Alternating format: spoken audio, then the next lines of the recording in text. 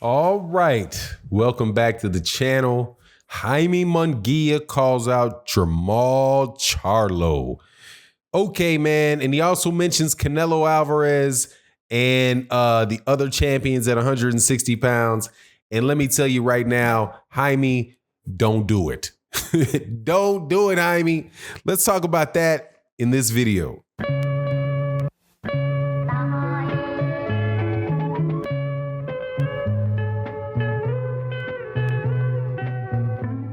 All right, welcome back to the channel, subscriber.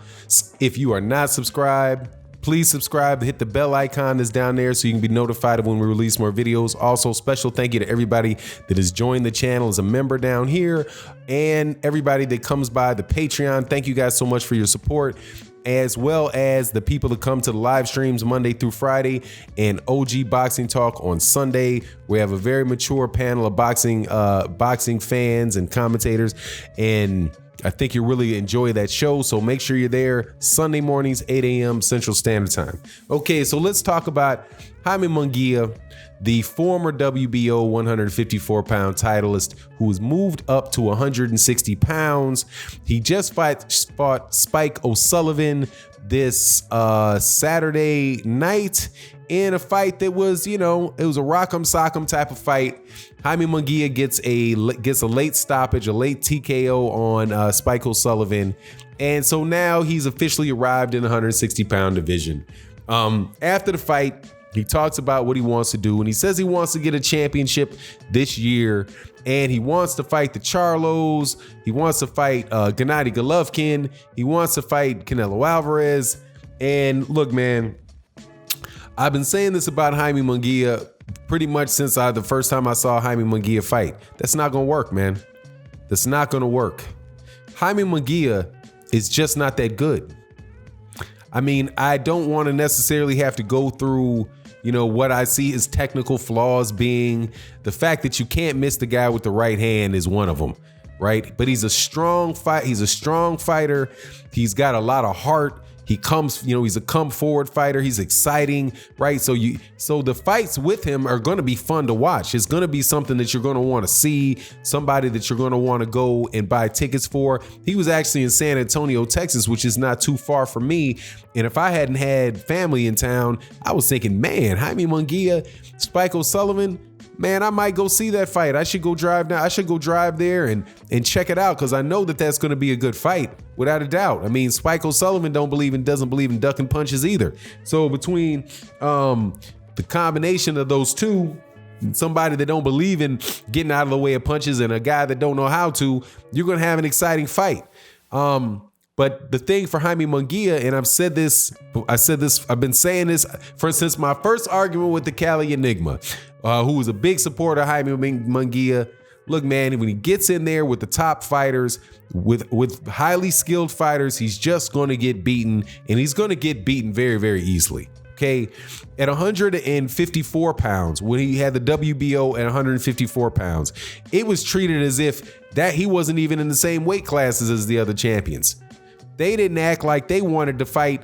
Like, there was no interest whatsoever from Golden Boy to have Jaime Munguia fight Jermall Charlo, Tony Harrison, Jared Hurd, J Rock, Landy Lara, Austin Trout, any of those guys. I don't think he could. I think he'd have a hard time with Goshaw. It's going to be just very, very difficult for him. Oh, that's my good friend of mine, man. So yeah, I had to respond to that text. That's my guy right there. He's there's just not going to be any scenario where he could beat those guys, man, at those top 154 pounders. And moving into 160 pounds, I think the situation is going to be even worse for Jaime Munguia, because now you're having guys that are the same size as you. Because I don't think Jaime Munguia is really a 168 pounder, but I think he's a 160 pounder. He didn't look significantly big. He didn't look significantly bigger than Spike O'Sullivan. But Spike O'Sullivan is somebody that David Lemieux got out of there in a round. It's not like Spike O'Sullivan has some big granite chin. So the size moving up in weight seemed as if it might have taken a little bit out of, taking some of the steam off of Jaime Munguia's punches, as if that wasn't already the case at 154, where he fought guys like Dennis Hogan. And Dennis Hogan, a lot of people think Dennis Hogan beat him, but Dennis Hogan is just somebody that is just not, he's not easy to hit. He's not, number one, he's not easy to hit. And he also throws punches that lead right hook at funny times from funny angles. And it was just something that Jaime Munguia didn't deal with. But Jaime Munguia had, he had a little bit of the protection on the judge's scorecard because, hey man, he's what you call the money fighter, and he was able to get out of that. But a fight between Jaime Munguia and Jermall Charlo is going to be a knockout. Period. No two ways about that. It's going to be a knockout, and it's going to ruin that kid's career. It's a shame that Jaime Munguia is already at the point that, at 154, he should have been fighting the other champions, but nobody asked him to do that. I think he's 23 years old. So he's the same age as guys like Jaron Ennis, Actually, he might be a little bit older than Jaron Ennis. I think Jaron Ennis might be 21 and a little bit older than Virgil Ortiz, who's at 147. I think both those guys are going to wind up being at 154 and 160 pounds. But, other than the size advantages that he has over those guys, I just don't see him skill-wise. I don't see him skill-wise being in the same conversation as either one of those guys. It's just, I really don't see a tremendously bright future for Jaime Munguia unless Jaime Munguia really goes back to the drawing board. And at this stage in his career, what does he have? 30 fights? Maybe. Man, I'm sorry, man. I should know this. But I'm pretty sure Jaime Munguia has. Well, in Mexico, you get a good amount. Here he goes. I'm going to make sure that I get this guy's number of fights before I say it, because he got 23, that would be different. But I think he's got more. I think he's got more like, he's got 34 bouts, man. 34 bouts, 132 rounds. He's 35 and 0 and with 28 KOs. And so he's been a pro for 7 years now. Jeez, my God, man. These guys in Mexico turned pro really, really early. But still, man, he could still learn a lot because he probably just didn't have much of an amateur career. 7 years ago, he was he's 23 now. So 7 years ago, he turned pro when he was 16 years old. So he was kind of learning on the job. As an amateur.